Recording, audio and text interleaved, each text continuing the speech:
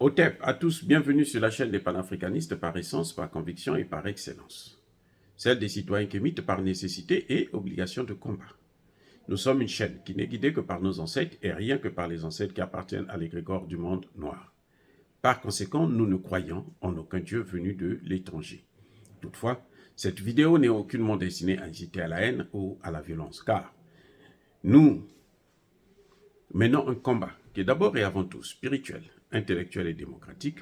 Ensuite, il est politique, géopolitique et géostratégique, contre l'impérialisme, le colonialisme, le néocolonialisme et l'endocoloniat, qui sont tous qualifiés de crimes contre l'humanité. Nous menons ce combat sur la base du principe fondamental que nous avons hérité de nos ancêtres kémites, qui est celui de la Mahat, c'est-à-dire solidarité, vérité et justice. Vous êtes donc en droit de connaître la vérité et nous avons l'obligation de vous dire la vérité, rien que la vérité, afin que justice soit rendue au continent africain. Et ça, c'est notre modeste contribution dans cette noble lutte en faveur de la souveraineté, la dignité, la solidarité et l'unité africaine. C'est exactement ça que nous appelons le panafricanisme. Bien-aimés frères et sœurs, il se passe quelque chose dans le monde, notamment au Mali. On va essayer aujourd'hui de comprendre un peu la situation du Mali et la situation du Moyen-Orient.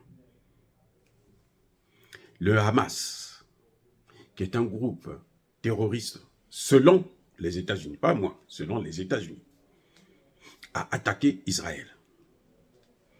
Israël riposte. Et on détruit pratiquement toutes les infrastructures de la bande de Gaza. Civils et autres meurent. Je suis surpris, les gars, de ne pas entendre parler de violation des droits de l'homme. Où sont les experts des droits de l'homme? Attendez. Ça dit que, c'est vrai, le Hamas a attaqué. C'est le Hamas qui a attaqué Israël. Israël riposte.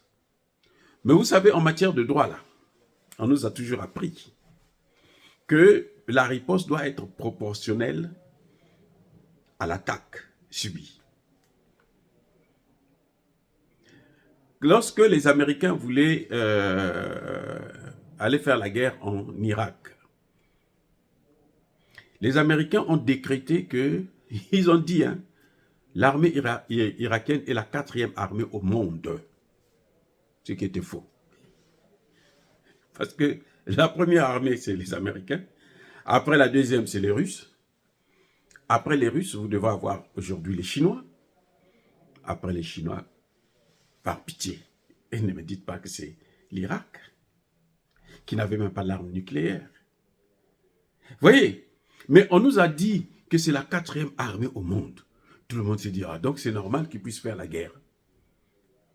C'est normal que les États-Unis puissent les attaquer, surtout qu'ils ont maintenant des armes à destruction massive. C'était juste une occasion pour motiver, pour faire comprendre à la population que nous avons affaire à une armée conventionnelle qui est très forte. Donc nous devons utiliser de gros moyens. Et ils en ont utilisé. Il y a eu plus d'1 million de morts. Personne au monde n'a parlé des droits de l'homme. Personne. Le Hamas est qualifié de terroriste. Israël détruit, bombarde la bande de Gaza. Il y a des civils qui meurent en masse. Les terroristes, vous savez, ils n'ont pas d'uniforme. Hein? Donc le Hamas, là, ils n'ont pas d'uniforme aussi. C'est comme des civils. Mais pourquoi on ne parle pas de droits de l'homme? Parce que ça, c'est leur guerre. C'est une guerre propre.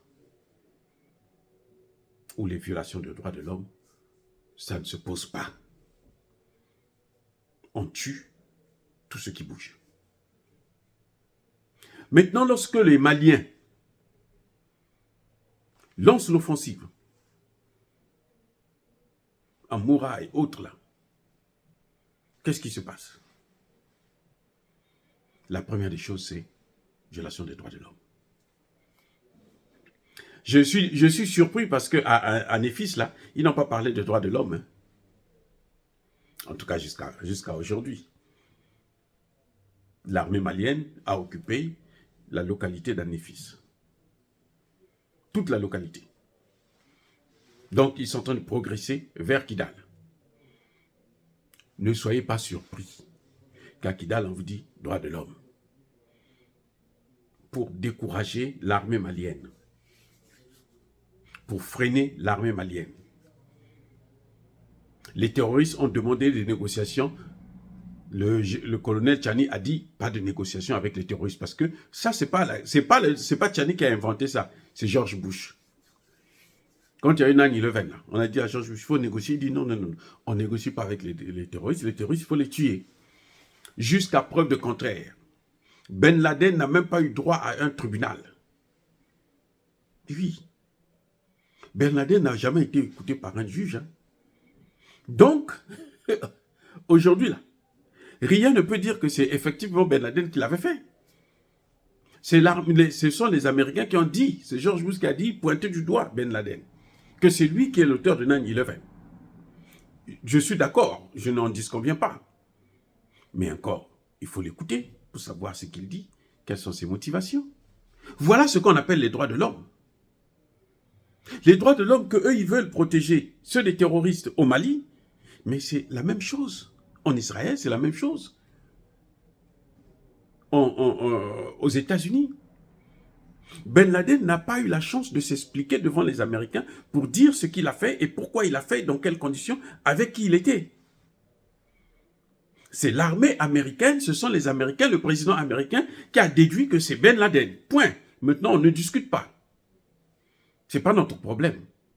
Mais lorsque, en Afrique, les mêmes Américains nous amènent les terroristes, les Français nous amènent les terroristes, et lorsqu'on les combat, ce sont eux qui viennent se lever, ils disent non, nous on a vu avec nos radars là que vous avez tué des civils.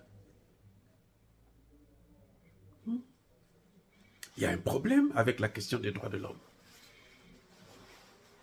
Il y a un gros problème avec la question des droits de l'homme. C'est quoi les droits de l'homme? Qui a donné aux États-Unis d'évaluer le type de guerre des autres? Regardez, les États-Unis sont bien contents que la Cour pénale internationale puisse lancer un mandat d'arrêt contre Poutine. Mais ils ne posent pas les questions de mandat d'arrêt contre Bush en Irak, contre Obama en Libye. Il n'y a pas de mandat d'arrêt pour ça. Contre Sarkozy en Côte d'Ivoire et en Libye, il n'y a pas de mandat d'arrêt pour ça. Donc les droits de l'homme, c'est quoi? Eh bien, je voudrais vous dire que les droits de l'homme n'existent pas. Les droits de l'homme, c'est la pensée occidentale, c'est la volonté de l'Occident. Quand l'Occident dit que ça, vous ne devez pas faire, si vous le faites, c'est les droits de l'homme. Quand les intérêts occidentaux sont menacés, lorsque vous voulez arrêter ça, eh bien, on dit vous ne respectez pas les droits de l'homme. Parce que malheureusement, les intérêts occidentaux sont toujours au bout du fusil. C'est la gâchette. Facile. Vous avez eu l'histoire de George Floyd, qui a fait le tour du monde. Mais ce n'est pas la première fois. Il y a toujours ça. Aux États-Unis, là, il n'y a que ça. Les Noirs, ils n'ont pas de droit. Qu'ils soient américains ou africains, ils n'ont pas de droit. Tout ce qui est noir, il n'a pas de droit aux États-Unis. D'après la théorie que nous voyons, la pratique plutôt, l'expérimentation.